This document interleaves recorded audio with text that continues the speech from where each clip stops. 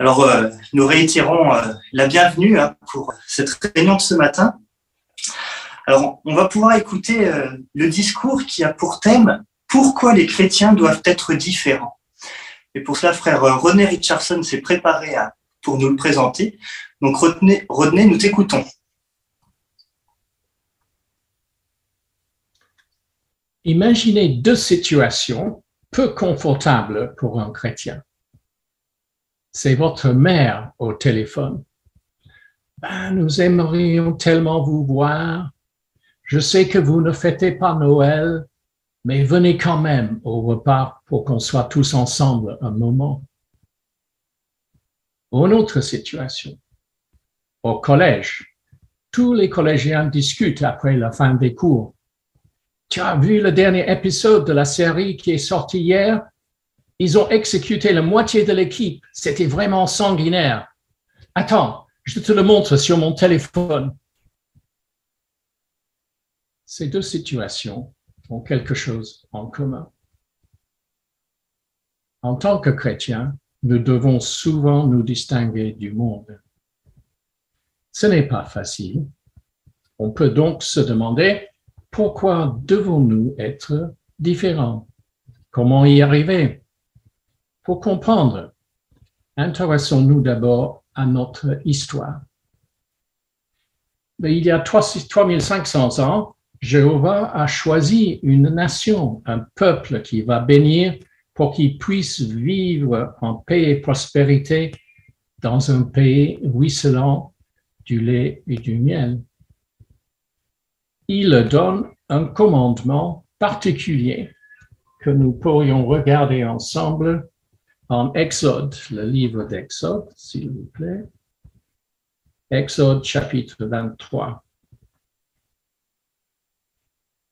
Les versets 32 et 33. Nous disons, « Tu ne devras pas conclure d'alliance avec eux, ni avec leur Dieu. Ils ne devront pas habiter dans ton pays pour qu'ils ne te fassent pas pécher contre moi. Si tu servais leur Dieu, cela deviendrait pour toi un piège. » Qu'est-ce que cela voulait dire?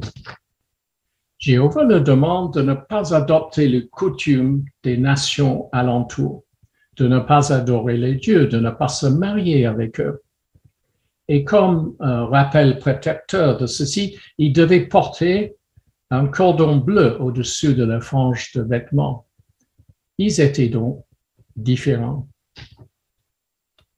Pourquoi Dieu a-t-il exigé ceci? Comme nous avons vu récemment dans la lecture du livre des Juges, les nations des alentours étaient cruelles, violentes et immorales. Ils allaient jusqu'à brûler les enfants en sacrifice à leur faux Dieu. C'était donc une vraie marque d'amour de Jéhovah de demander à son peuple de rester totalement séparé des nations voisines. Est-ce la seule fois que Jéhovah a demandé à ses serviteurs d'être différents? Avançons 1500 ans dans le temps. L'Empire romain domine la région et les Juifs attendent l'apparition d'un libérateur politique et militaire. Jésus serait-il ce libérateur? Regardons en Jean 15, 19. Jean, chapitre 15, verset 19.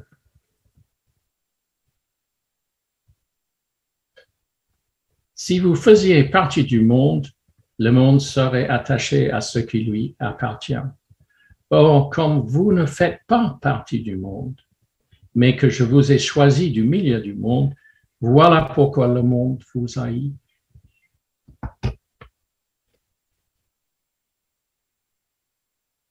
Contre toute attente, les Juifs, Jésus ne les encourage pas à lutter contre l'occupant romain. Ils ne doivent pas faire partie de ce monde, que ce soit de son système politique, militaire, religieux ou morale. Les chrétiens du premier siècle ont suivi ce commandement à tel point que le christianisme de l'époque était appelé le chemin ou la voie. Mais qu'en est-il aujourd'hui? Les vrais chrétiens sont-ils encore différents de leurs compagnons? Voyons. Nous avons aujourd'hui un privilège énorme, n'est-ce pas? En tant que chrétiens témoins de Jéhovah, nous portons le nom personnel de Dieu, selon Isaïe 43, 10, et nous devons être ses représentants dignes et nous efforcer à obéir à tous ses commandements. Voici un de ces commandements. Lisons ensemble en Jacques, chapitre 1, verset 27. Voici le culte qui est pur et non souillé du point de vue de notre Père, notre Dieu et Père. Prendre soin des orphelins et des veuves dans leur détresse et veiller à ne pas se laisser tacher par le monde. Avez-vous remarqué que nous devons nous garder sans tache du côté du monde? Le faisant, nous serons forcément différents des gens qui nous entourent. Cela signifie-t-il que nous devons nous isoler ou vivre en ermite? Non. Rappelons les paroles de Jésus adressées à Jéhovah en Jean 17, 18. On peut regarder ensemble. Jean 17, 18. Comme tu m'as envoyé dans le monde, moi aussi, je les ai envoyés dans le monde. Étant disciples de Jésus, nous sommes envoyés dans le monde. Qu'est-ce que ça veut dire? Nous trouvons la réponse en Philippiens chapitre 2 qui dit « Pour que vous deveniez irréprochables et innocents, des enfants de Dieu sans tache, au milieu d'une génération tortueuse et pervertie, vous qui brillez comme des foyers de lumière dans le monde. » Comment servir en tant que lumière du monde? En faisant connaître aux autres la bonne nouvelle du royaume de Dieu. Notre œuvre consiste à prêcher et à faire des disciples.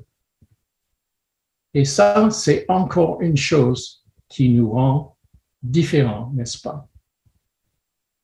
En résumé, la différence entre les vrais chrétiens et les gens du monde, ce n'est pas quelque chose de nouveau.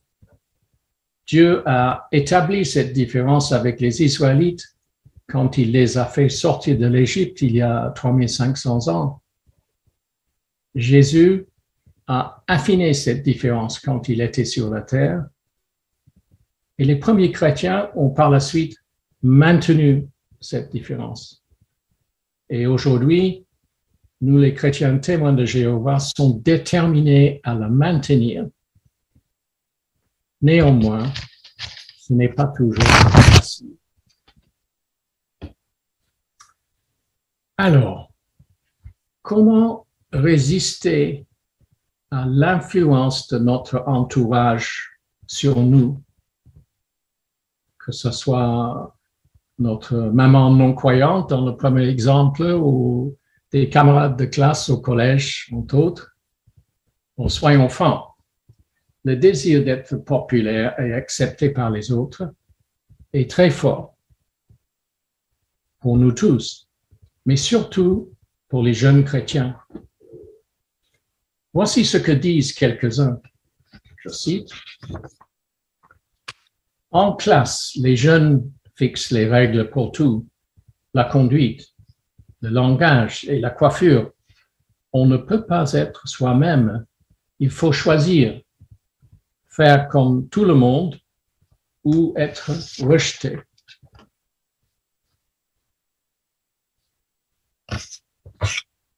Un autre jeune dit, Parfois, sous l'influence de mes camarades, je fais des choses que je sais être mal.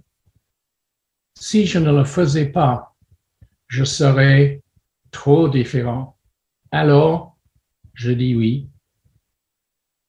Jeune, parfois t'es-tu senti ainsi? Comment résister à cette influence de votre entourage si forte? Bon, la réponse est claire, il faut trouver le courage d'être différent. Mais comment exactement? Et qu'est-ce que ça veut dire d'être courageux? Est-ce être Superman, invisible, invincible, ne jamais avoir peur? Vous souvenez-vous de notre assemblée régionale? Soyez courageux avec la vidéo sur Jonas. Être courageux ne veut pas dire ne jamais avoir peur, mais c'est d'agir malgré notre sentiment de peur. Mais comment y arriver? En 2 Timothée 1, c'est marqué, Dieu ne nous a pas donné un esprit de lâcheté, mais un esprit de puissance, d'amour et de bon sens. Oui, Dieu peut nous donner la force dont nous avons besoin pour être fidèles à ses principes. Mais comment avoir cette puissance? Vous vous souvenez aussi de la vidéo du jeune Daniel, quand le roi de Babylone exige que Daniel mange des aliments impurs selon la loi mosaïque. Que fait Daniel? Il prie, il supplie Jéhovah de lui donner du courage. Et c'est particulièrement dans les moments où nous sommes tentés de transiger avec notre foi que nous devons prier. Sans doute, Daniel s'est approprié le psaume 119:11 qui dit « Je conserve avec soin ta parole dans mon cœur, afin de ne pas pécher contre toi. » Oui, Daniel a cultivé l'amour pour Jéhovah et ses principes. Quel autre élément a aidé Daniel?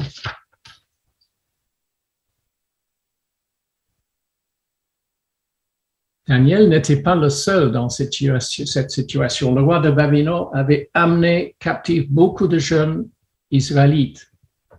Mais Daniel a recherché parmi tous ces jeunes les 3 qui aimaient Jéhovah comme lui. Il a forgé une amitié forte avec eux.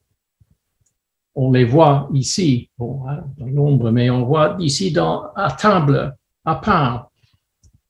Et cette amitié les a certainement renforcé leur détermination à rester fidèles à Jéhovah. Merci. Daniel agissait en harmonie avec le principe en Proverbe 13:20 que nous allons lire. Proverbe chapitre 13, 20.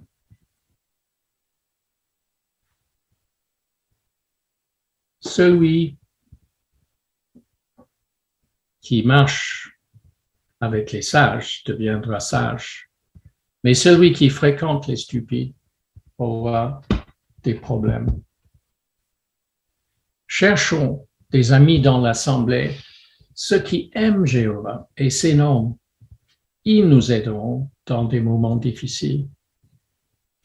Voyons maintenant l'exemple d'un autre Eiichiro, un jeune témoin du Japon.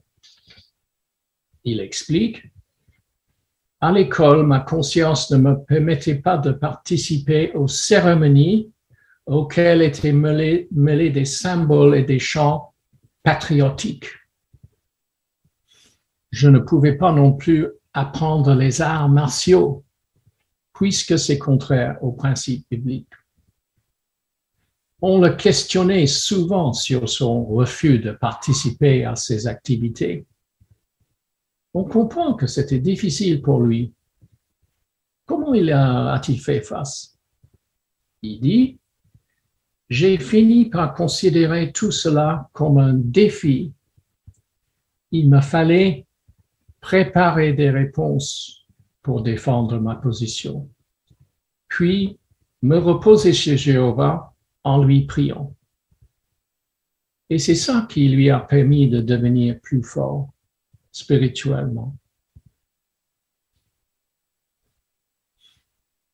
Maintenant, regardons deux domaines de la vie dans lesquels les chrétiens doivent veiller particulièrement à rester différents aujourd'hui.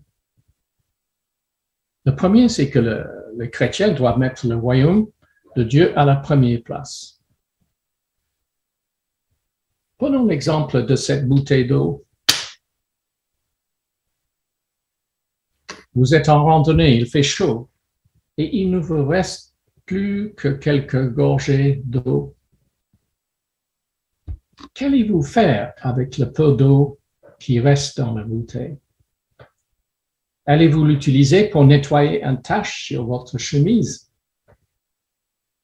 Ou pour laver les mains? Non. Vous allez le garder pour ce qui est le plus important, pour la boire. À ce propos, lisons 1 Jean 2, 17.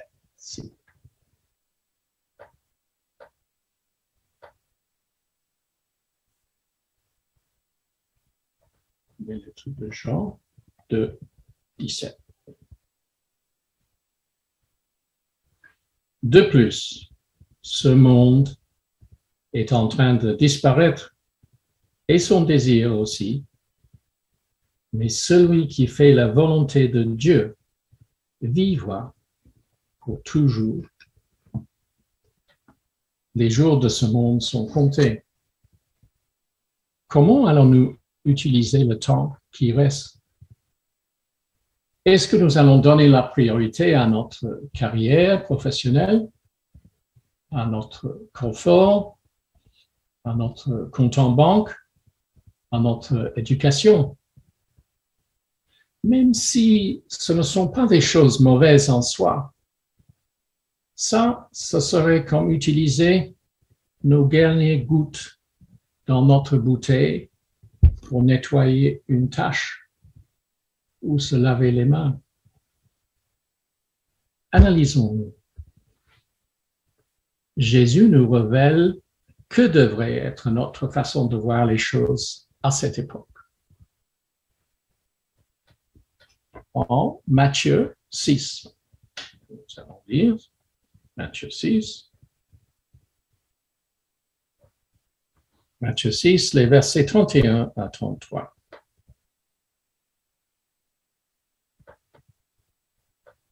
Ne vous inquiétez donc jamais, disant qu'allons-nous manger ou qu'allons-nous boire ou qu'allons-nous mettre. Ce sont là les choses dont les nations se préoccupent beaucoup. Votre Père Céleste sait que vous avez besoin de toutes ces choses. Donc, continuez à chercher d'abord le royaume et la justice de Dieu. Et si on obéit, Jésus rajoute cette promesse à la fin du verset. Et toutes ces autres choses vous seront ajoutées. Posons cette question. Posons-nous, est-ce que je peux, est-ce que je dois ajuster mes priorités pour investir moins de temps, par exemple dans le monde du travail séculaire, et travailler plus pour le royaume? Maintenant, regardons un deuxième domaine de la vie dans lequel nous devons veiller particulièrement à rester différents du monde.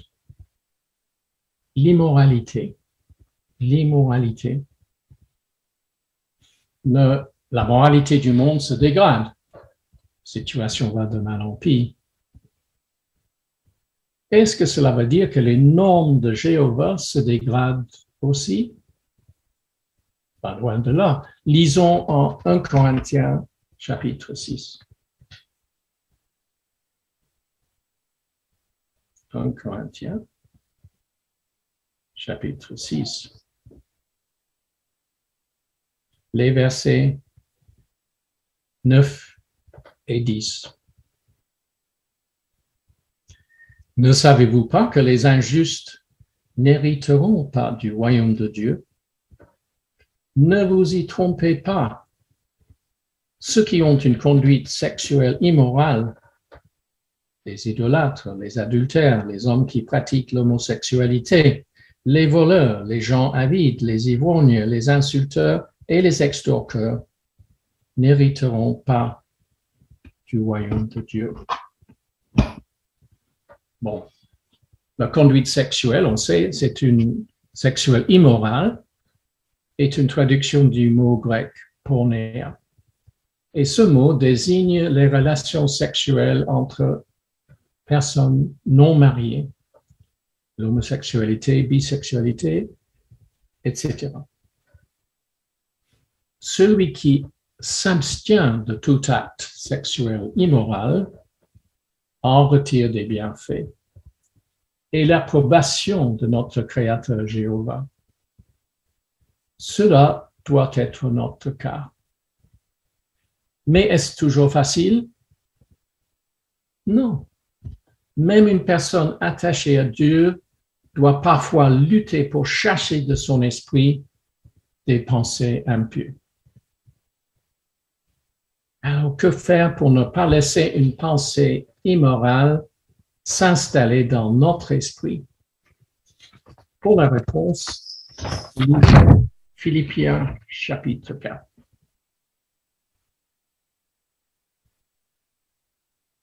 Philippiens chapitre 4,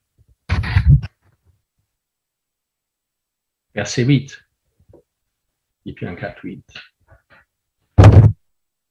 Enfin, frères, tout ce qui est vrai, tout ce qui est digne, tout ce qui est juste, tout ce qui est pur, tout ce qui mérite d'être aimé, tout ce qui a une bonne réputation, tout ce qui est vertueux et tout ce qui est digne de louange, faites de ces choses-là l'objet continuel de vos pensées. Alors, certains pensent que ce que dit la Bible, par exemple, à propos de l'homosexualité, manque d'amour. Mais Jéhovah est un Dieu d'amour. Son désir est que tous les humains vivent éternellement. Seulement, pour cela, il faut suivre ces normes, les normes de Jéhovah. Et le chrétien doit montrer son attachement à ces normes. Et ceci implique être prêt à défendre ces normes avec respect, mais sans accepter de faire de compromis.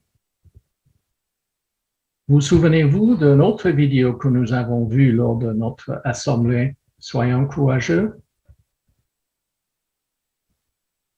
Il y a peut-être un diapo.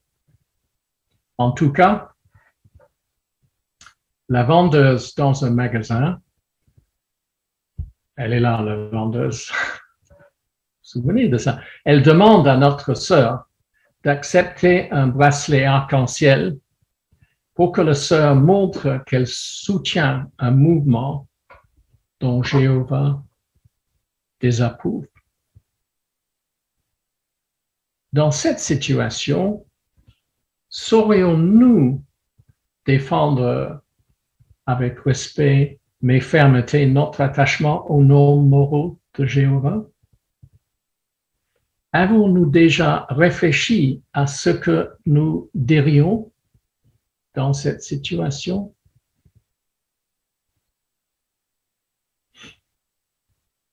Un autre domaine où il faut être vigilant, c'est les divertissements. 1 Corinthiens 10, 31 dit, par conséquent, que vous mangiez, que vous buviez, ou quoi que vous fassiez d'autre, faites tout pour la gloire de Dieu. Nous devons être sélectifs dans notre choix de divertissement. Pourquoi? C'est parce que beaucoup de divertissements aujourd'hui mettent en valeur des choses que Jéhovah déteste. Cruauté et violence extrême, scènes d'immoralité choquantes. Nous pouvons nous poser la question, les films, la musique, les jeux vidéo que je regarde ou j'écoute, plaisent-ils tous à Jéhovah? Certains divertissements sont clairement détestés par Jéhovah. Mais qu'en est-il pour ceux qui sont à la limite?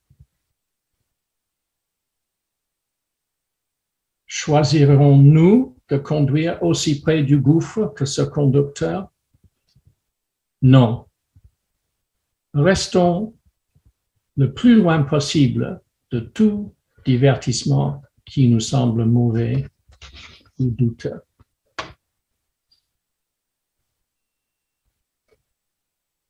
En suivant, en conclusion, les normes chrétiennes, on se procure des bienfaits. L'exemple laissé par les chrétiens du passé nous montre que servir Jéhovah nous protège et nous apporte le contentement jour après jour. Nous sommes en mesure de servir Dieu avec une conscience pure, ce qui nous vaudra son approbation.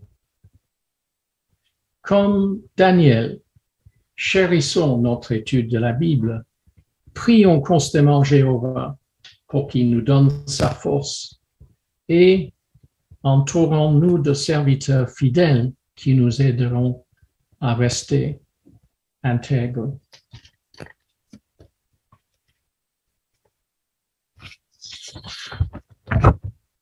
Nous avons vu dans ce discours que pour rester différents des gens du monde, nous devons, entre autres, anticiper les situations où notre détermination de rester différent sera mise à l'épreuve.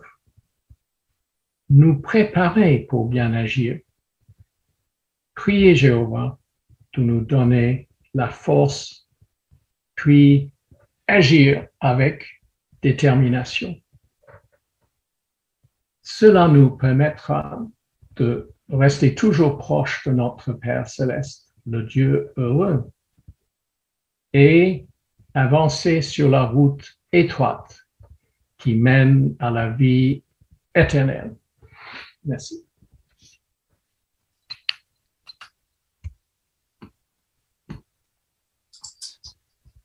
Merci beaucoup, frère Richardson, pour ces bons rappels, nous montrons que même si on vit dans ce monde, eh bien, il nous faut faire attention à ne pas nous laisser happer par celui-ci, mais de nous montrer différents, que ce soit dans le choix de nos divertissements, de nos habillements ou la moralité. Merci beaucoup pour ces rappels, ça fait toujours du bien. Alors la semaine prochaine, nous sommes aussi invités à écouter un discours. Le thème de celui-ci est « Les yeux de Jéhovah sont sur chacun de nous ». Donc encore de bons rappels pour que l'on puisse renforcer notre relation avec Jéhovah et surtout faire en sorte de pouvoir toujours lui plaire. Pour la suite de notre réunion, nous allons pouvoir assister ensemble à l'étude de la tour de garde. Et pour ça, nous écouterons frère Jean-Louis Serre qui nous la présentera. Bienvenue à vous tous. Nous sommes très heureux en effet d'examiner ensemble cette partie du programme. Elle va débuter par un très beau cantique qui mettra ce thème que nous verrons en évidence. C'est le cantique 102. Venons en aide aux faibles. Voilà une belle perspective. Nous allons pouvoir chanter de tout cœur ce beau cantique.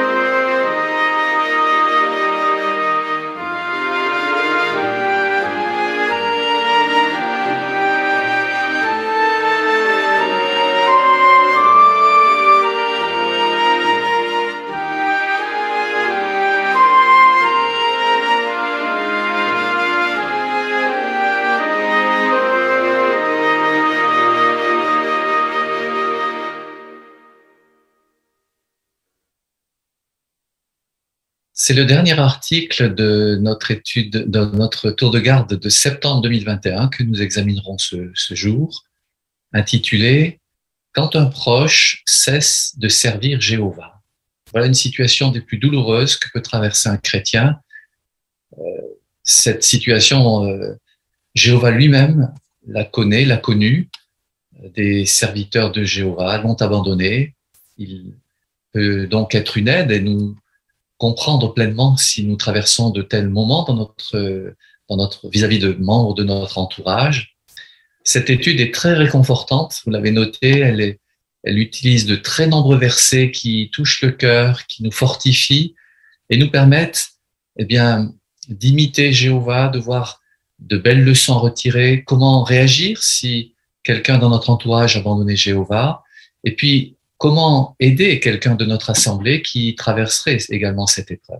Voilà de belles idées, sans doute pour lesquelles vous avez beaucoup à dire, des idées qui touchent notre volonté de plaire à Jéhovah, de lui rester attaché fidèle, de sorte que ceux qui se sont éloignés aient le courage et la force de revenir.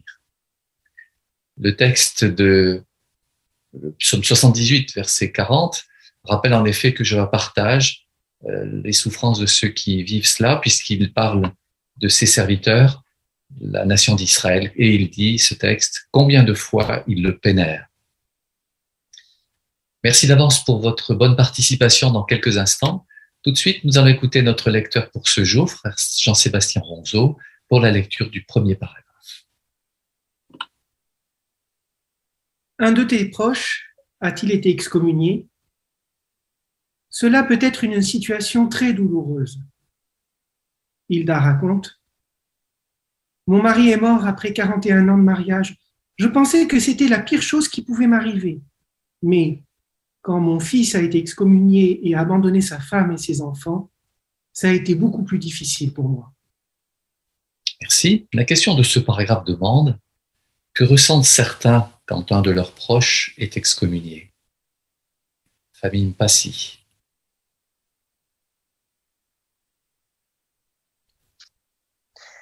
C'est une situation très difficile qui arrive souvent chez nos frères et sœurs qui ont subi des genres de situations.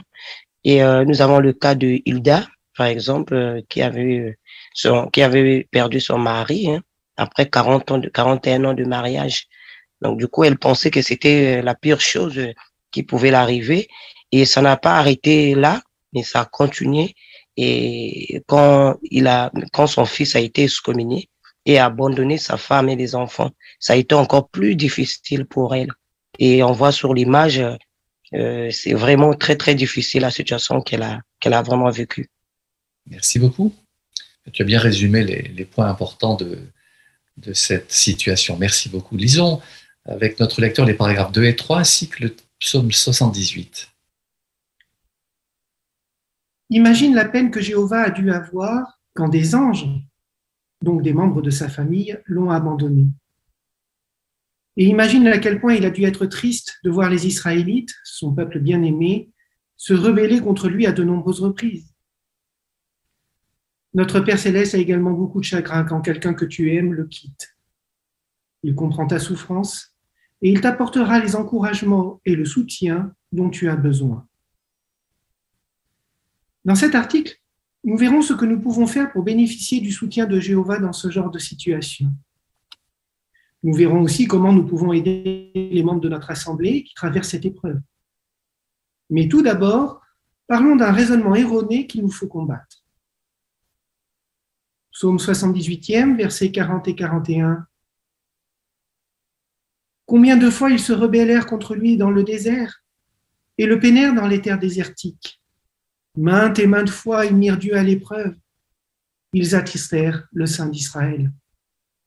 Bien, alors, selon Psaume 78, versets 40 et 41, qui vient d'être lu, que ressent Jéhovah lorsque certains de ses serviteurs l'abandonnent ? Sœur Janvion.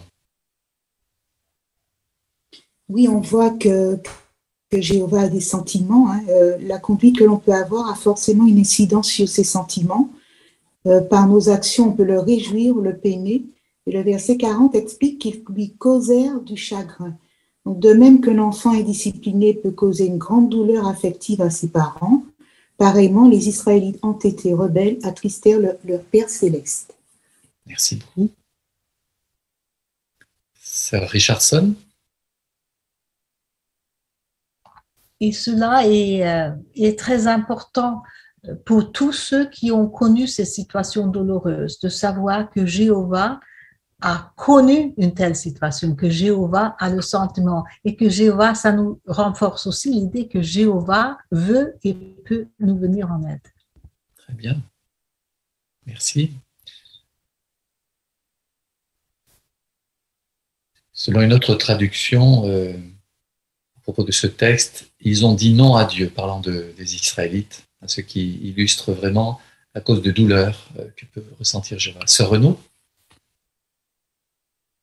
Oui, on peut dire aussi que même des anges ont dit non à Dieu. Et donc, on comprend que Jéhovah, il a cette compréhension de cette souffrance. C'est pour ça qu'il peut nous aider. Exactement. Très bien. Alors, nous allons voir différents éléments dans cette discussion très intéressante. La première idée, c'est de ne pas se culpabiliser. Écoutons la lecture du paragraphe. Peut-être juste avant, on va regarder quand même l'illustration qui est proposée. Peut-être voudrez-vous la commenter? Quelle situation a été mise en image ici? Famille Arénias. Eh bien, on voit un frère qui a été excommunié, il s'en va avec sa valise, il ne reste pas avec sa famille. Et on voit un petit peu la douleur de la maman et ses deux petits. Ça se doit être affreusement douloureux. C'est terrible, terrible. Très juste. Voilà un cas de figure qui peut intervenir quand quelqu'un abandonne les principes de Dieu et les conséquences sur sa famille. Alors, voyons le sous-titre « Ne te culpabilise pas », nous t'écoutons s'il te plaît. Quand leur fils ou leur fille abandonne Jéhovah, les parents se demandent souvent ce qu'ils auraient dû faire de plus pour l'aider à rester dans la vérité. Après l'excommunication de son fils, Luc a confié « Je m'en voulais beaucoup. J'en faisais même des cauchemars. Parfois, je pleurais de désespoir. » Élisabeth, qui a vécu une situation semblable, n'arrêtait pas de se demander « Est-ce que j'ai été une mauvaise mère ?» Elle se disait aussi qu'elle n'avait pas fait ce qu'il fallait pour inculquer la vérité à son fils. Merci. Que ressentent beaucoup de parents quand leur fils ou leur fille abandonne Jéhovah? Alors, famille du Surville-Le Gallais. Beaucoup de parents se posent des questions et se demandent s'ils ont bien enseigné leurs enfants ou s'ils auraient dû en faire plus pour les garder dans la vérité. Ils se culpabilisent. Et les commentaires du frère et de la sœur donnés là montrent que cette culpabilité les atteint au plus profond et ils ont une grande tristesse. Merci, c'est bien, c'est vrai. D'autres remarques intéressantes?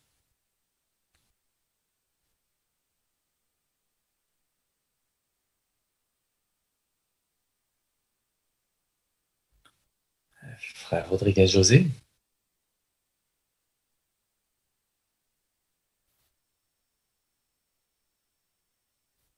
Merci d'ouvrir ton micro. Il est naturel quand un papa ou une maman se pose la question. Son enfant quitte la vérité quand il est à la maison, donc c'est naturel qu'on se dise est-ce qu'il faut, est-ce que j'ai raté le gauche? Et du coup, on tombe dans une situation de culpabilisation, de se dire je suis pas digne, je suis pas à la hauteur, je suis pas capable. Peut-être même de se dire à quoi ça sert que je continue à prêcher, puisque de toute façon, je suis pas capable d'aider les miens. Donc, je vais pas aider les autres. Donc, on s'aperçoit on entre dans une spirale dangereuse, parce qu'effectivement, c'est quelque chose qui peut ébranler notre foi. Très bien. Tu as bien analysé les choses, en effet. Alors, voyons la réponse qui peut être donnée à ce sujet. Sœur Tazak, une dernière idée?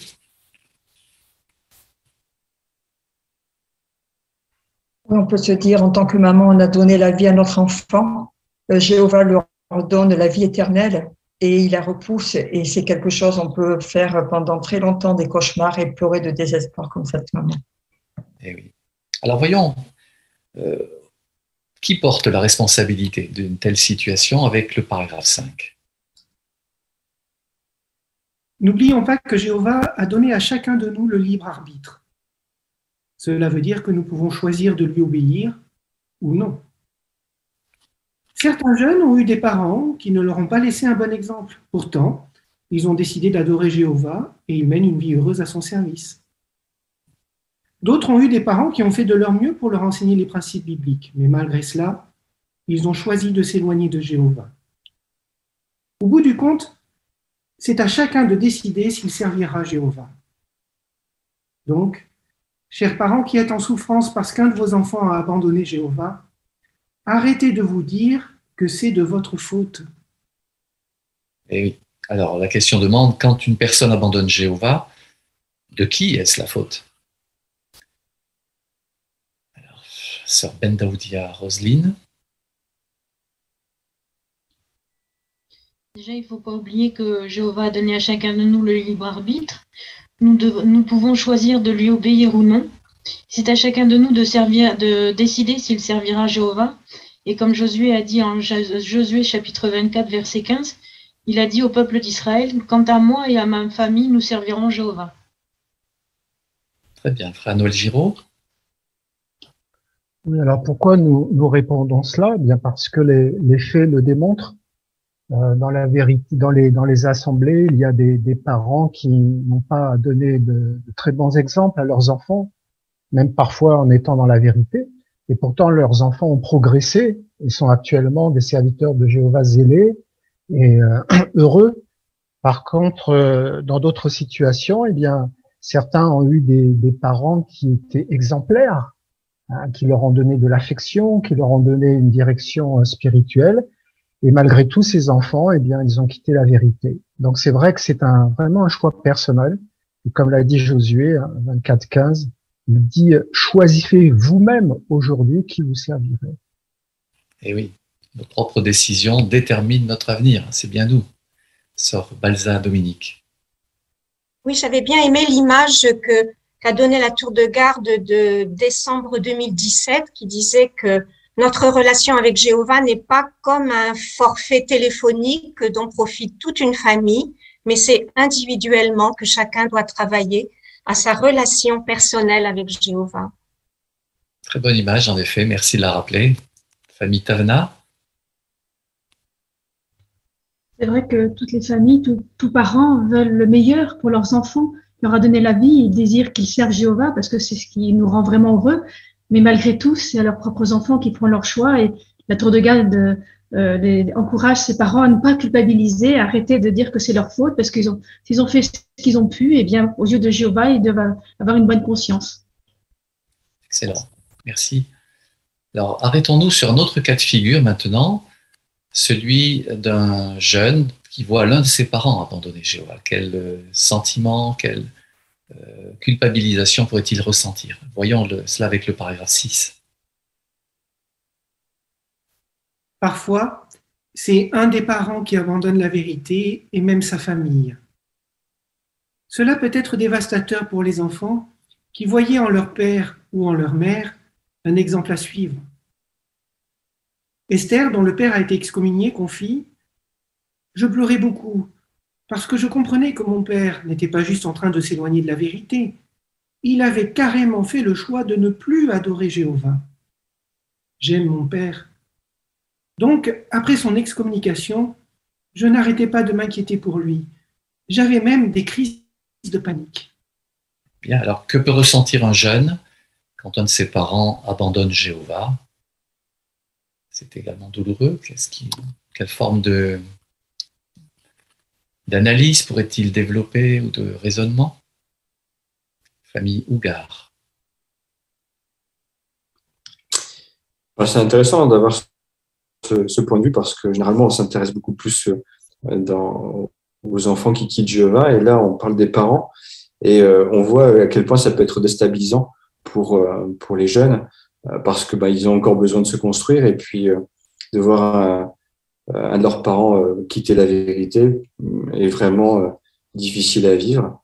On parle de cette jeune là qui avait des crises d'angoisse, des crises de panique. Elle s'inquiétait énormément parce que son père avait quitté la vérité. Donc, c'est intéressant de voir un petit peu cet envers aussi. Très bien. D'autres remarques?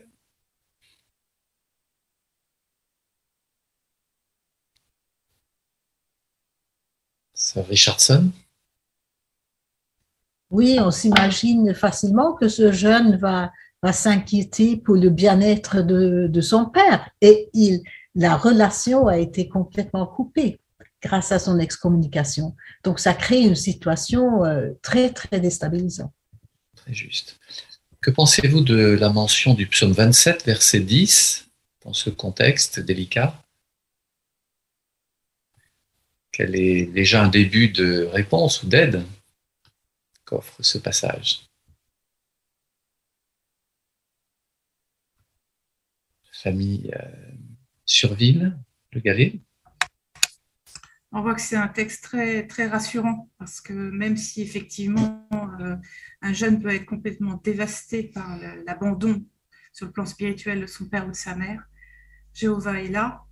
Et c'est là aussi qu'on voit l'importance pour un jeune d'avoir construit sa propre relation avec Jéhovah. On en revient encore à la responsabilité personnelle, l'engagement personnel. Et il n'y a que Jéhovah qui peut calmer tous ces sentiments dévastateurs et d'angoisse. Très bien. Merci pour vos excellents commentaires, on apprécie.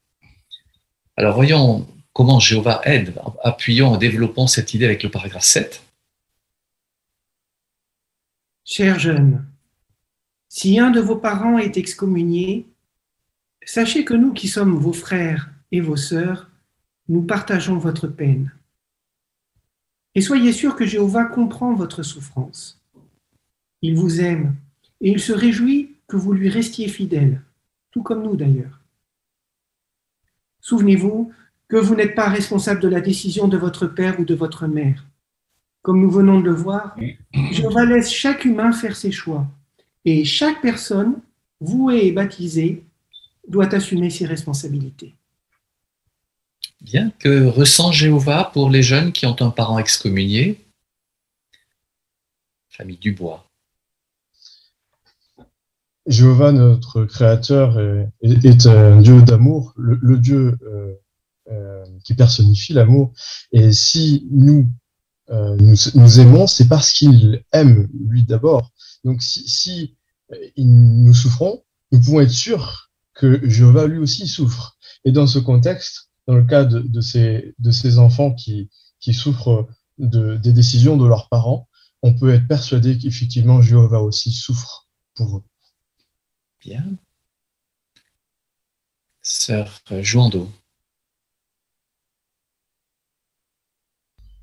Oui, Jéhovah est un Dieu des orphelins. Et ces enfants-là, dans l'assemblée, ils avaient leur père, mais du jour au lendemain, leurs parents sont partis.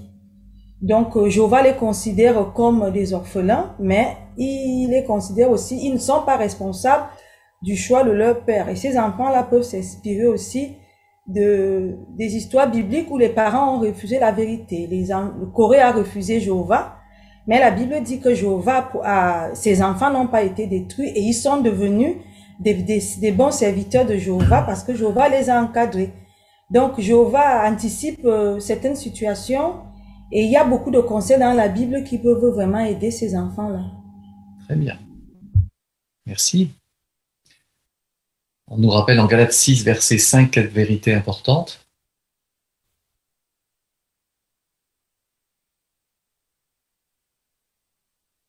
Sœur Nicole. Et que chacun assumera ses responsabilités selon la note. Voilà, on parle là de responsabilité spirituelle en particulier. Tu as raison. Examinons le paragraphe 8 à présent. Si un de tes proches a été excommunié, il est normal que tu espères le voir un jour revenir à Jéhovah. Que peux-tu faire en attendant? Veille à prendre soin de ta santé spirituelle. Tu seras ainsi un bon exemple pour les autres membres de ta famille et peut-être même pour ton proche excommunié. Cela te donnera aussi la force de surmonter ton chagrin. Mais comment peux-tu garder une foi solide? Alors, la question 8 demande: que peuvent faire les proches d'une personne excommuniée en attendant qu'elle revienne à Jéhovah? Famille Arénias. Oui, certainement, l'espoir est que ce proche revienne à Jéhovah.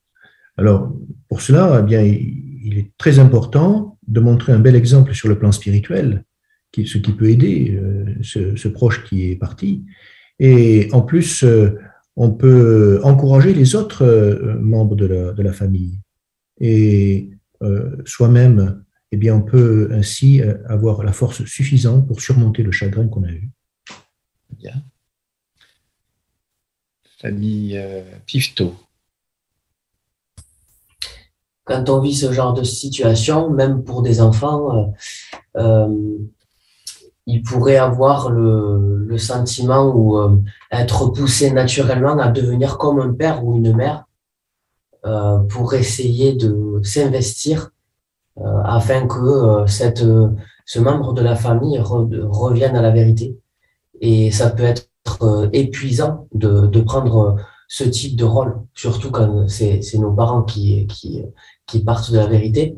En fait, on voit que la priorité, c'est de prendre soin de sa propre spiritualité pour rester un exemple, et que c'est ça qui va permettre aux parents proches peut-être de changer d'opinion, changer de point de vue, de reprendre courage et de revenir vers la vérité. Juste. On a un encadré très intéressant sur lequel vous voulez peut-être revenir. Reviens à Jéhovah. Quels sont des points que vous avez appréciés? Famille Tavna. Oui, une mère de famille cite les paroles d'Isaïe, chapitre 55, verset 7, et espère effectivement de tout cœur que son fils reviendra rapidement à Jéhovah. Et effectivement, cette sœur rappelle cette évidence que la vie est trop courte et incertaine, hein, et vaut bien mieux qu'une personne excommuniée revienne à Jéhovah de son vivant pour garder toutes ses chances d'être ressuscité, le cas échéant, parce que malheureusement, effectivement, ça peut se produire. Très bien. Excellent. Famille Surville-le-Galais. Moi, j'aime beaucoup l'illustration qui exprime avec force, avec quelle tendresse Jéhovah attend le retour de ces éléments qui ont été excommuniés ou qui ont quitté pour d'autres raisons. Et ça donne aussi de l'espoir. Donc, on devrait avoir le même regard que Jéhovah, ne pas baisser les bras. Voilà. Il montre aussi, comme l'indique la référence de la brochure, que Jéhovah va aider celui qui fera l'effort de revenir, va le soutenir pour l'aider à guérir ses blessures lui aussi. Alors voilà une belle pensée, une analyse très fine que vous avez bien mise en valeur sur des sentiments de culpabilité qui pourraient atteindre et comment les surmonter. Voyons maintenant le travail de fond sur lequel on va pouvoir s'investir si on est concerné par cette situation, avec le sous-titre « Comment garder une foi solide ».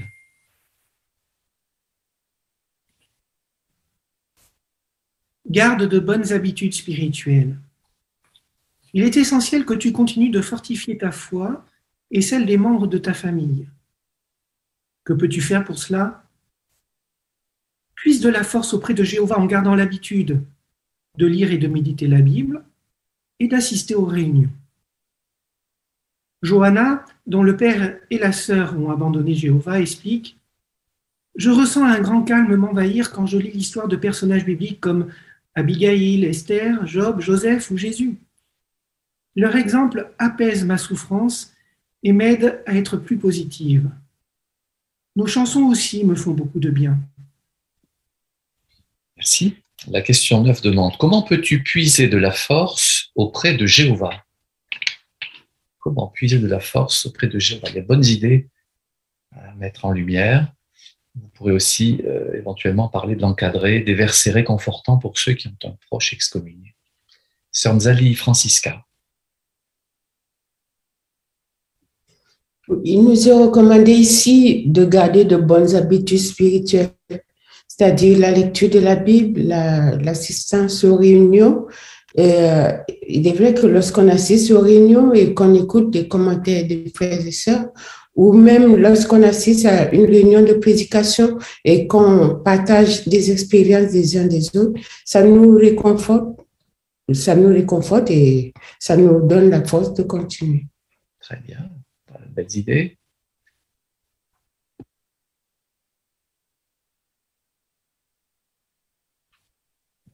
S'il vous plaît, Monsieur Flanchec.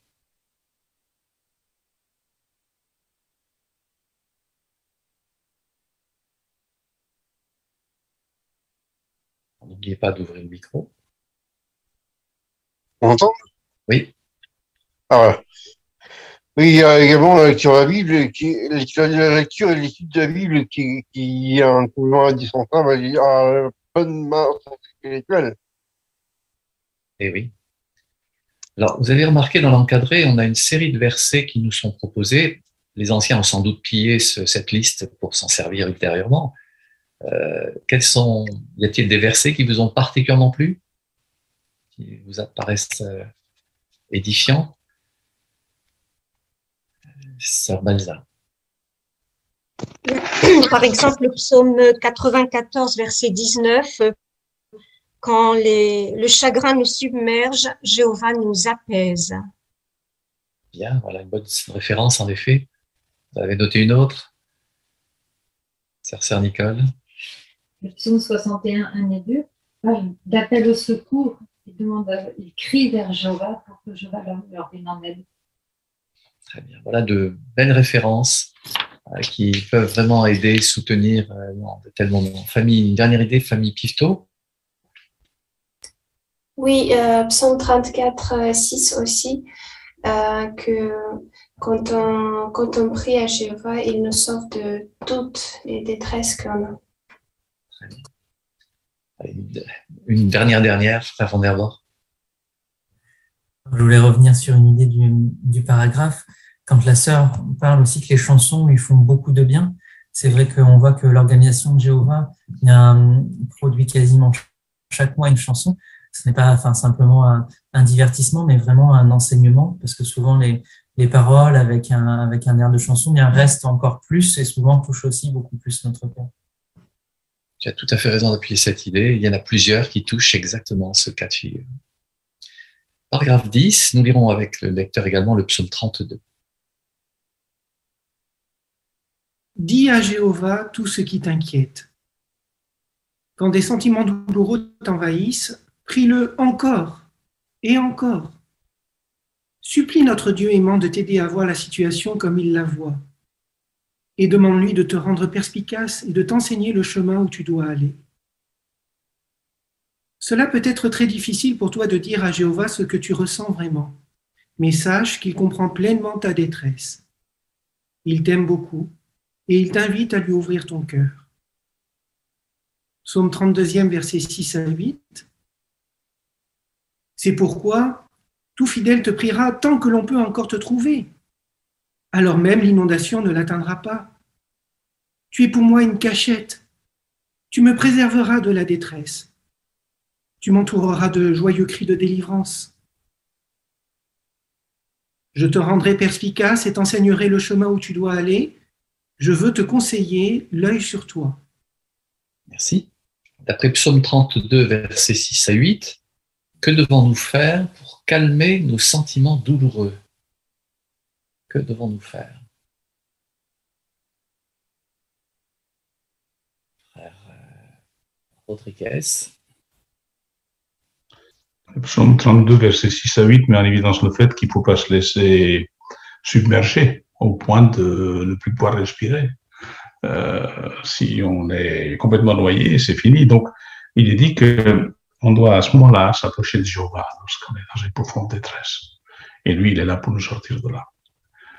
Il est même, comme il dit là, il nous invite même à épancher notre cœur, comme le dit le psaume 62, versets 7 et 8. Et si effectivement nous disons tout à Jéhovah, tout ce que nous ressentons, certainement que dans la foulée, on va avoir une paix, une sérénité qui va s'installer parce que Jéhovah va nous sortir de là. Merci. Pouillet, Michel. Oui, moi je voulais revenir aussi sur le psaume 62, versets 7 et 8, qui m'a beaucoup touchée parce qu'on voit qu'il est très réconfortant. On peut prier Jéhovah constamment, comme tu l'as dit dans la lecture, encore et encore, lui épancher tout notre cœur et le voir comme un rocher fort, un refuge sûr qui va nous protéger dans la tempête. Et on va continuer de lui faire entièrement confiance pour ne pas être ébranlé dans une situation aussi douloureuse. Belle pensée, en effet, merci.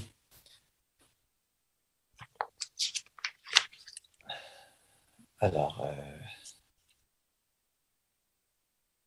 famille Jouando. Oui, le psaume 32, le verset 6 à 8, montre que Jéhovah va nous donner la perspicacité, c'est-à-dire la faculté de discerner le fond d'une situation et de voir les choses comme lui, il les voit. Parce que parfois, comme il est dit ici, on peut être inondé par nos sentiments personnels vis-à-vis de la personne. C'est normal. Ça touche les sentiments les plus forts. C'est notre père, c'est notre sœur, c'est notre frère de sang. Et si on ne prête pas attention, on peut être inondé, submergé, au point de ne pas voir cette disposition-là comme l'amour de Jéhovah. Alors la prière va nous aider à ce que Jéhovah va nous donner son esprit pour que nous voyons des choses comme lui, que c'est une disposition qu'il prend pour protéger et nous, et la personne, et l'ensemble de l'assemblée. Et ça, si nous prions Jéhovah dans ces moments-là, il va vraiment nous aider. Dernière idée, frère Vanderbord. Pour revenir un peu sur ce que vient de dire Virginie, parfois on peut être inondé justement par ces émotions. Et dans le psaume, juste après, le fait qu'il est dit que Jéhovah est une cachette pour nous, qui nous entourera de cris, de joie, il y a ce terme, c'est là qui était c'était une pause pour méditer sur ce qui venait d'être dit dans le psaume. Donc peut-être que des fois, justement, il va falloir se poser, parce que si on est envahi par toutes ces émotions, ça va nous déborder, et peut-être prendre le temps vraiment de réfléchir comment Jéhovah, même si on ne le voit pas tout de suite, comment est-ce que Jéhovah, il est un rocher, une cachette dans notre vie, qu'est-ce qu'il nous apporte, qui nous fait du bien. Très bien. On a parlé de la prière. Voyons maintenant comment considérer la mesure de l'excommunication elle-même. Paragraphe 11, ainsi que le texte d'Hébreux 12. L'excommunication est une disposition prévue par Dieu. Jéhovah corrige un transgresseur. Quand Jéhovah corrige un transgresseur, c'est toujours par amour. Il le fait pour son bien, ainsi que pour le bien des autres.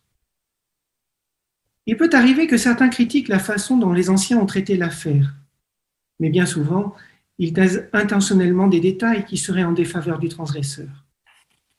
Disons-nous, bien que nous ne disposons pas de tous les faits, ne doutons pas que les anciens ont fait de leur mieux pour appliquer les principes bibliques et se sont efforcés de juger pour Jéhovah.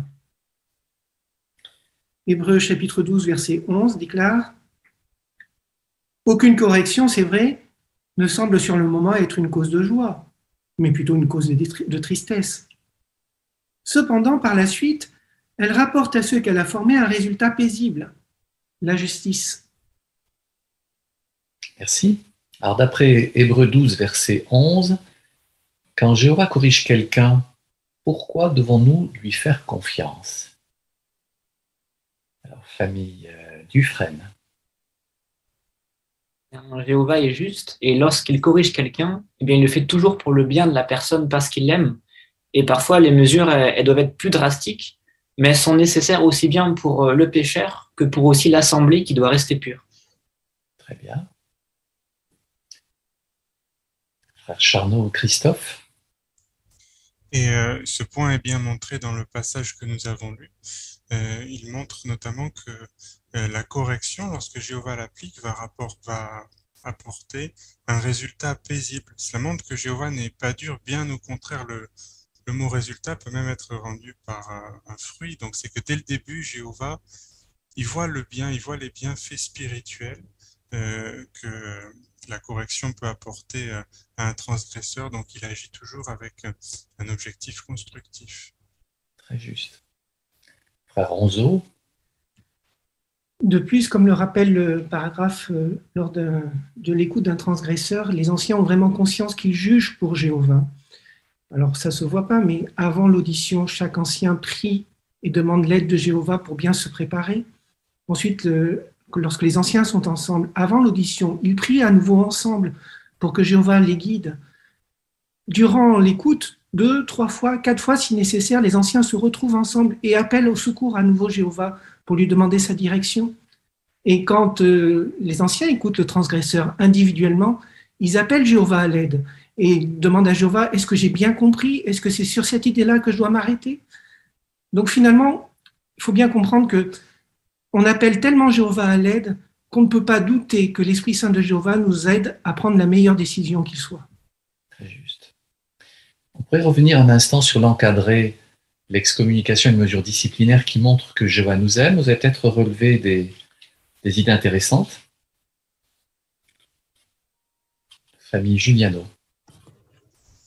Le premier point, on cite Hébreux 12, versets 7, 9 et 11, on montre ce lien affectif qu'il y a entre un père et ses fils. Le père corrige ses fils par amour, et on montre que Jéhovah fait de la même chose. Et on fait le lien aussi avec les anciens qui ont ce rôle de vouloir aider, de tout faire, de mettre tout en œuvre pour essayer de rétablir leur compagnon qui est spirituellement faible pour qu'il puisse aller mieux.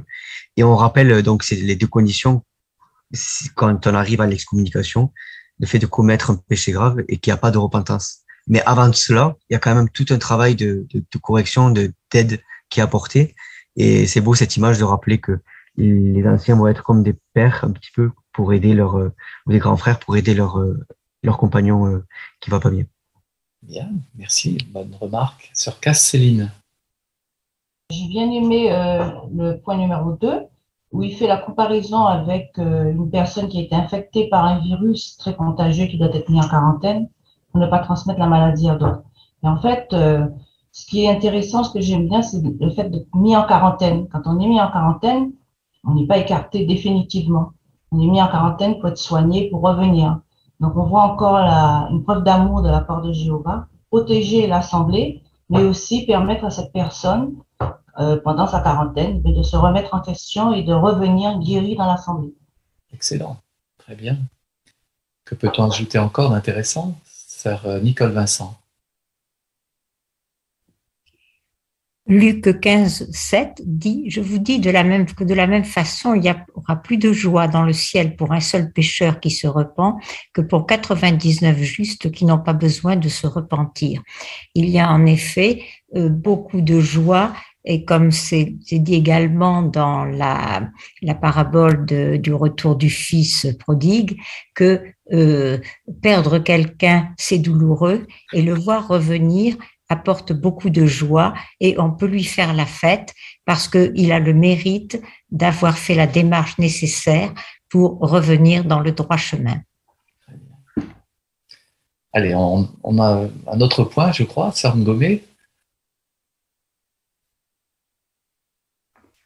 Oui, je voulais juste ajouter, revenir au point numéro 2, qui parlait au niveau de 1 Corinthiens 6, 1 Corinthiens 5, versets 6 à 7, où on parle du levain, donc que le levain fait fermenter toute la pâte, et du coup, si on enlève le vieux levain, ça permettra qu'on ait une nouvelle pâte, donc c'est aussi en quelque sorte pour protéger l'Assemblée.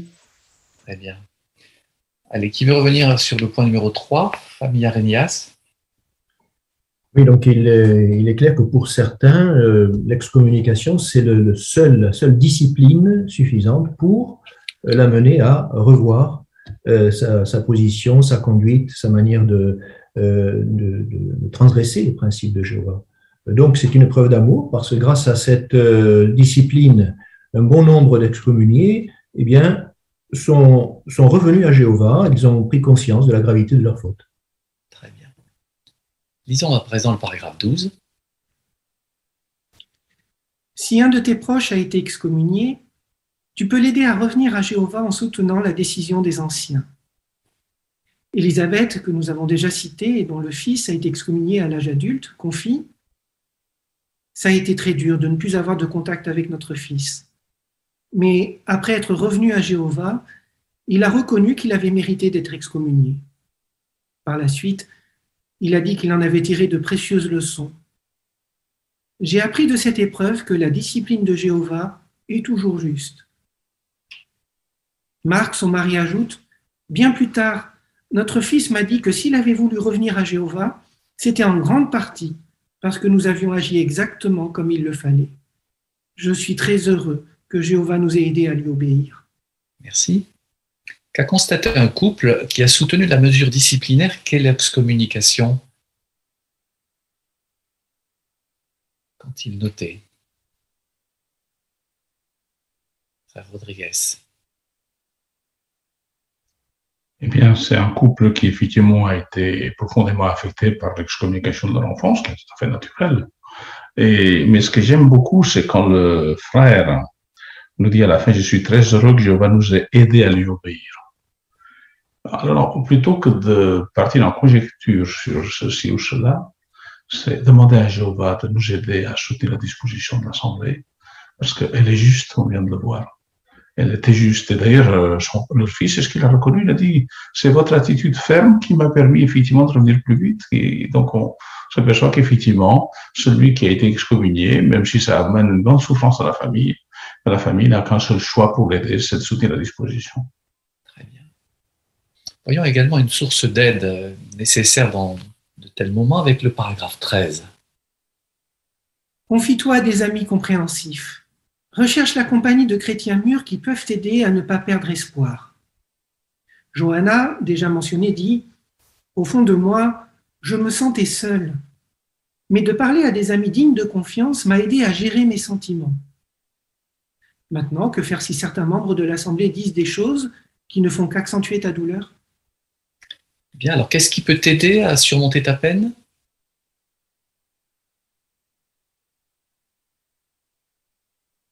Sœur Ben Daoudia.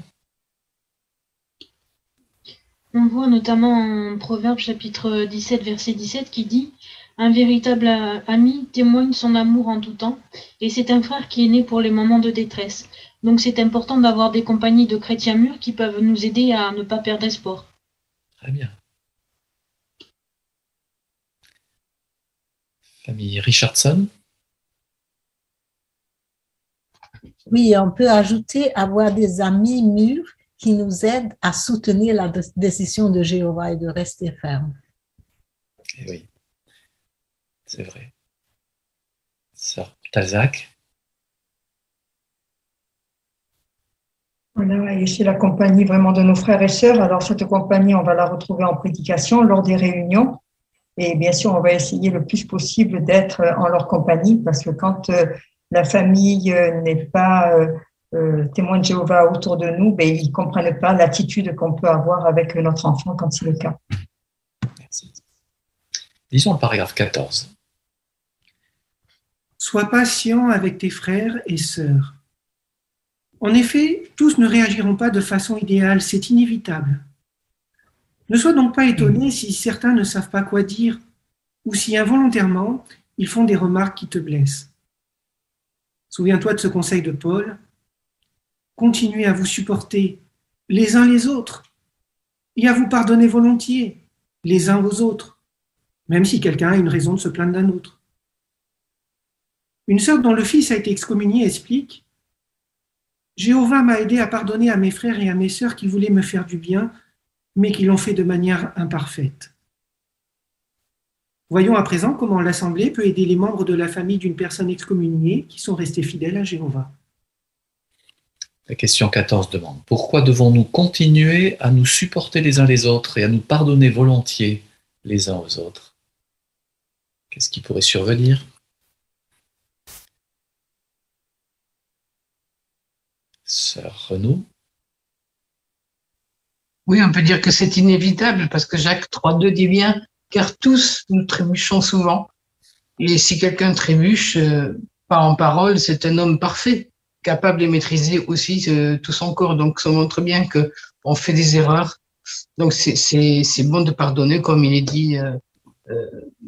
Paul parle de nous supporter les uns les autres, ça fait comprendre, et de se donner volontiers ce pardon. Merci. Famille Barbessou. Et la sœur, d'ailleurs, adopte le bon point de vue, puisqu'en fait, elle va se concentrer sur le but, sur la motivation de ses frères et sœurs, puisqu'elle dit qu'ils voulaient lui faire du bien, mais qu'ils l'ont fait de manière imparfaite. Donc, si dans ce genre de situation, on se concentre sur les intentions qui sont bonnes et qui sont pleines d'amour de nos frères et sœurs, on passera sur l'imperfection peut-être de la manière dont ils l'ont fait. Très bien. Alors, ce paragraphe est une bonne introduction pour la partie qui va suivre, puisque après avoir beaucoup parlé de celui qui est tourmenté par la perte d'un proche, nous allons voir comment nous tous, membres de l'Assemblée, nous pouvons être un soutien. Voyons ce point à partir du paragraphe 15.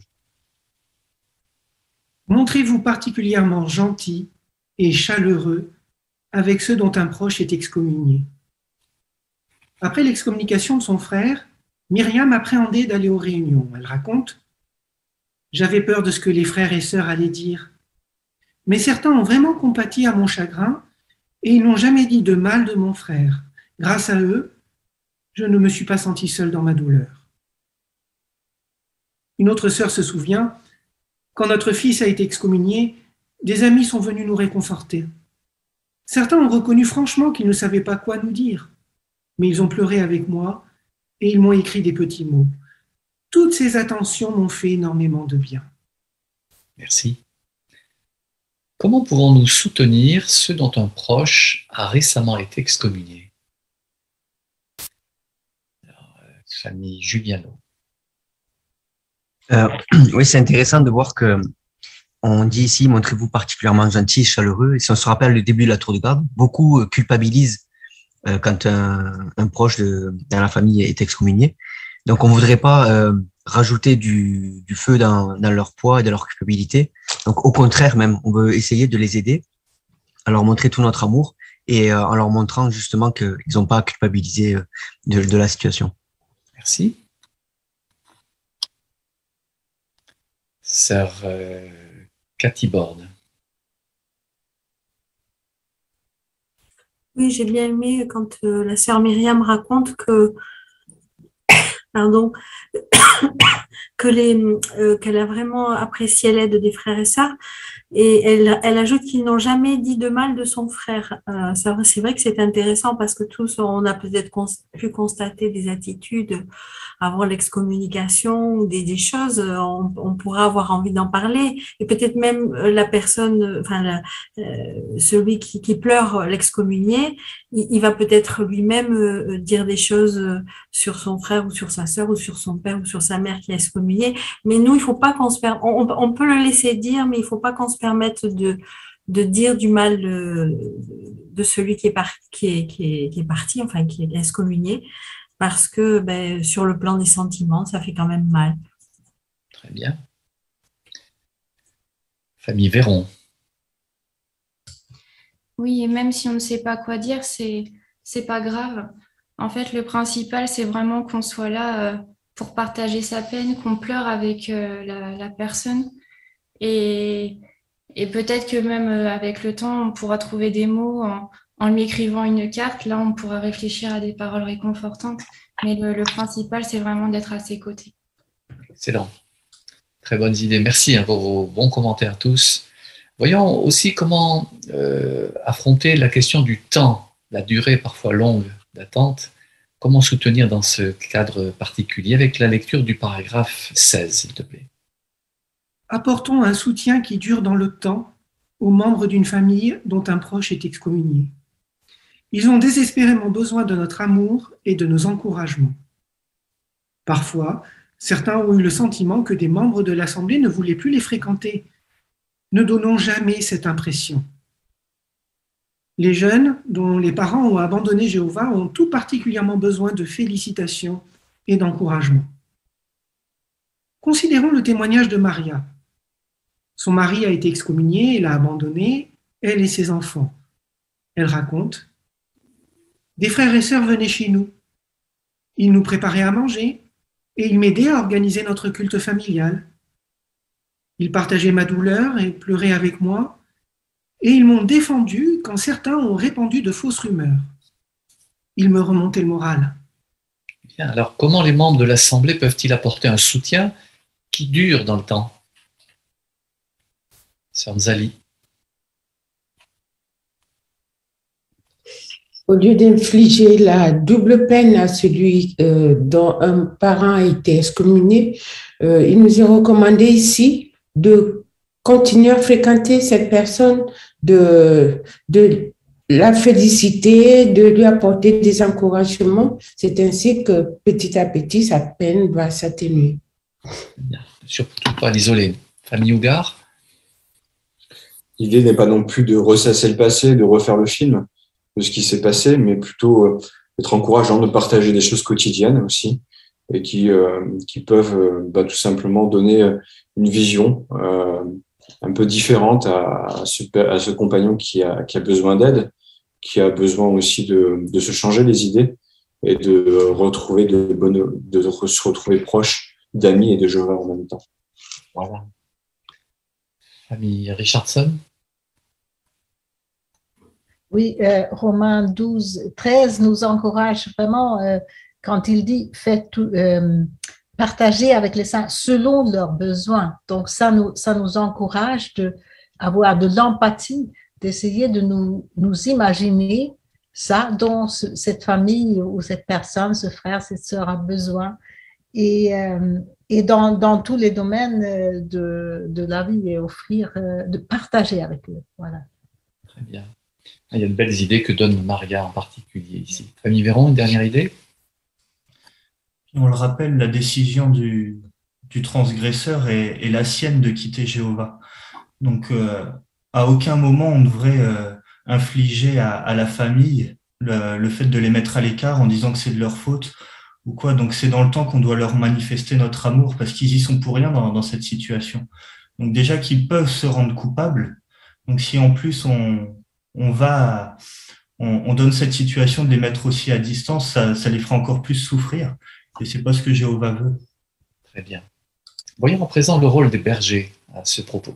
Paragraphe 17. Anciens, cherchez des moyens de fortifier les membres de la famille d'une personne excommuniée. C'est avant tout à vous que revient la responsabilité de les consoler. Prenez l'initiative de les encourager avant et après les réunions.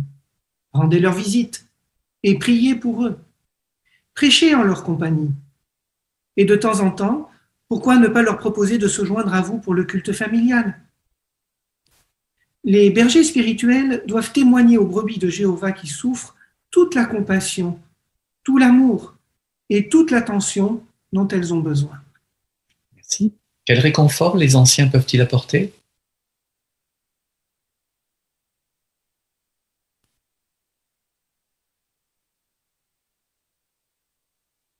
Frère Rodriguez. Il est évident que dans l'Assemblée chrétienne, c'est d'abord aux anciens qui ont comme la responsabilité d'apporter un soutien aux brebis. C'est leur rôle en particulier. Donc, effectivement, s'ils doivent avertir les indisciplinés, ils doivent aussi, derrière, parler de façon consolante à ceux qui sont déprimés, soutenir les faibles, être patient envers tous. Donc, ça, c'est véritablement la mission que Jéhovah leur a confiée. Très bien. Frère Ronzo. Dans le texte de 1 Thessaloniciens 2, versets 7 et 8, on retrouve quelques verbes assez forts qui montrent l'engagement que l'on peut avoir auprès des membres de nos assemblées qui souffrent, qui sont dans cette situation. Paul dit qu'on doit avoir une tendre affection, qu'on doit être déterminé à leur communiquer de bonnes nouvelles. Voilà, donc il y a toute une prise d'initiative pour pouvoir prendre soin d'eux. Eh oui, très bien. Frère Richardson. Il y a une suggestion intéressante que les anciens pourraient proposer de se joindre à ceux qui sont concernés pour le culte familial, pour les encourager peut-être avec les enfants s'il y en a, sur le plan spirituel, parce que c'est un moment difficile pour eux, évidemment. Très bien. Voudriez-vous commenter la photo qu'on va voir? Que suscite-t-elle dans votre esprit? On devrait la voir. Ça y est. Famille Tavna. Il semblerait que c'est la famille que nous avons vue donc plus haut, où le mari a quitté sa famille et Jéhovah. Donc pour la sœur, c'est peut-être subvenir aux besoins de ses enfants et d'elle-même, et non seulement donc les besoins matériels, mais après les besoins spirituels, il faut qu'elle prenne la tête dans la famille pour donner une direction spirituelle. Donc, ça bouleverse tellement la situation, aussi bien matérielle que spirituelle.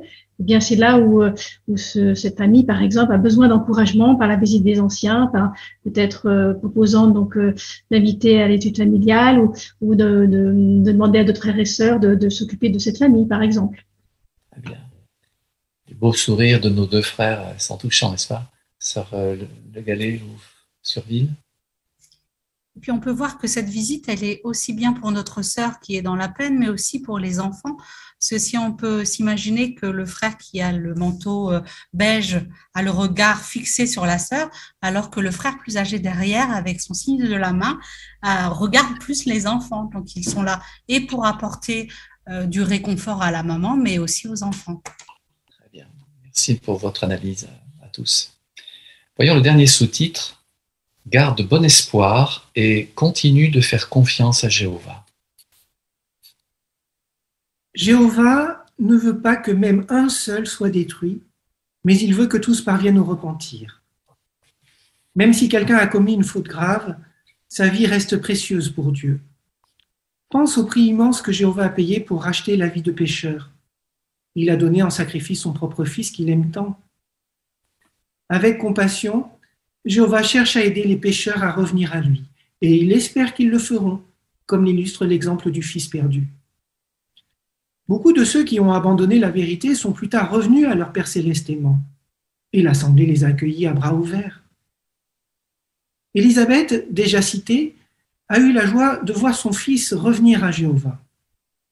En repensant à la période douloureuse qu'elle a traversée, elle dit « Je suis très reconnaissante aux frères et sœurs qui nous ont encouragés à ne pas perdre espoir. » 2 Pierre chapitre 3 verset 9 déclare « Jéhovah n'est pas lent à réaliser sa promesse, comme certains le pensent, mais il est patient avec vous, car il ne veut pas que même un seul soit détruit, mais il veut que tous parviennent au repentir. » Merci. D'après 2 Pierre 3 verset 9, que veut Jéhovah? Quel est son souhait le plus cher à propos du pécheur? Famille Rocheteau. On l'a vu pendant toute cette tour de garde. Jéhovah discipline, mais l'objectif, c'est pas de faire mal. L'objectif, c'est que tous parviennent à lui et comprennent l'enseignement, et donc que tout le monde vive. Et c'est vraiment le souhait le plus fort que de Jéhovah. Et il l'a prouvé en offrant son fils. Eh oui. Très bien. Famille Dubois. Le passage de Luc 15 avec l'exemple du fils perdu traduit vraiment cette volonté de Jéhovah. On voit l'empressement que le père quand il voit son fils qui revient vers lui. Il court, il l'embrasse et il l'habille de beaux vêtements. C'est vraiment tout l'état d'esprit de Jéhovah par rapport à cette personne qui revient à lui. Donc, on peut voir vraiment que Jéhovah ne veut absolument pas que qui que ce soit périsse. Très bien. Voilà une belle image qui est une invitation claire pour tous ceux qui désirent dans leur cœur revenir vers Jéhovah. Paragraphe de conclusion, 19. Nous pouvons toujours avoir confiance en Jéhovah. En effet, il ne nous demande jamais de faire quelque chose qui nous causerait du tort. C'est un Père généreux et compatissant qui aime beaucoup ceux qui l'aiment et qui le servent. Sois sûr qu'il ne t'abandonnera pas dans la détresse. C'est ce qu'a constaté Marc, cité plus haut. Jéhovah ne nous a jamais abandonnés quand nous traversions des difficultés, dit-il. Il n'est jamais loin de nous. Jéhovah continuera de te donner la puissance qui dépasse la normale. Oui, tu peux rester fidèle et garder bon espoir si un de tes proches a cessé de servir Jéhovah. Merci Jean-Sébastien pour ta bonne lecture. Le paragraphe demande: pourquoi pouvons-nous toujours avoir confiance en Jéhovah? Quelle en est la raison?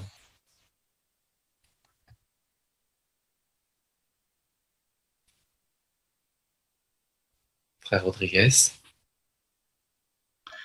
Mais d'abord, nous savons que Jéhovah ne nous demande jamais quelque chose qui va au-delà de ce qu'on peut porter. Ça, c'est déjà une première garantie.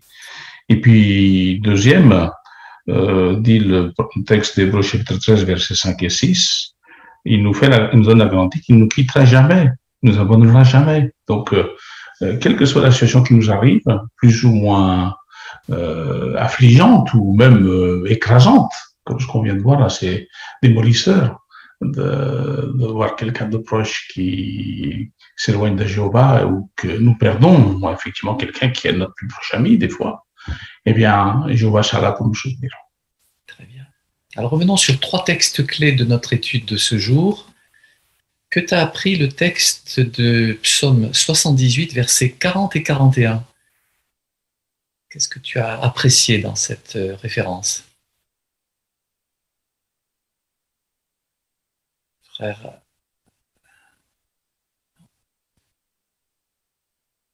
famille Arénias. Oui, on voit que les Israélites se sont rebellés, il est dit pas une seule fois, on sait maintes et maintes fois, ils ont mis Dieu à l'épreuve, ils l'attristèrent.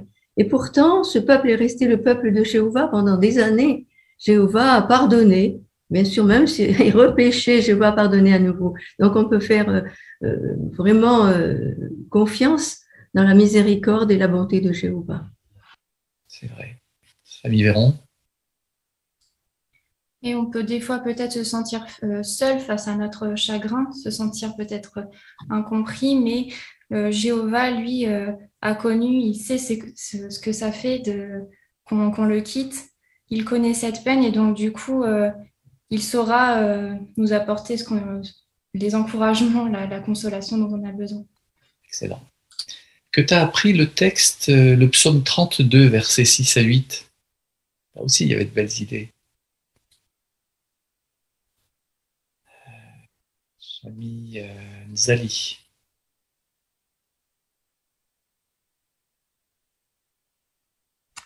Oui, ce passage nous a fait comprendre que Jéhovah est conscient de notre détresse, il comprend notre détresse, il nous écoute lorsque nous lui prions sincèrement. Très bien. Enfin, que t'a appris le texte d'Hébreux 12, verset 11? Famille Ali. Ce verset rappelle que l'excommunication, si elle est une mesure grave, a pour objectif de préserver la santé spirituelle de l'Assemblée et de permettre aux pécheurs de revenir à Jéhovah. En fait, on pourrait la comparer à la désinfection d'une plaie ouverte. On sait que ça va piquer, mais à ce stade, c'est la seule solution possible pour éviter que cette blessure contamine le corps entier et qu'elle puisse bien cicatriser et guérir. En fait, celui qui fait l'objet de cette sanction conserve son libre arbitre et il peut être assuré que Jéhovah et l'Assemblée l'accueilleront à bras ouverts s'il décide de revenir à la maison. Très bien. Merci beaucoup pour vos bons commentaires qui soulignaient tout l'amour de Jéhovah derrière cette situation. Et sans doute, à plusieurs niveaux, avez-vous relevé des points pratiques dans votre propre peine si vous affrontez le fait de l'éloignement de quelqu'un vis-à-vis de Jéhovah dans votre entourage, la façon de vous construire sur le plan spirituel, de rester proche de vos amis et frères. Et puis, que peut-on faire pour encourager et aider nos compagnons qui vivent de telles difficultés? Voilà une belle tour de garde qui va rester dans notre mémoire et dans nos annales. Merci à vous tous pour votre belle participation, à toute l'équipe technique. Nous allons offrir à Jéhovah un beau chant maintenant pour lui rendre hommage. Il s'agit du cantique, comme on l'appelle, la prière du petit, cantique 44, après quoi frère Rodney Richardson prononcera la prière.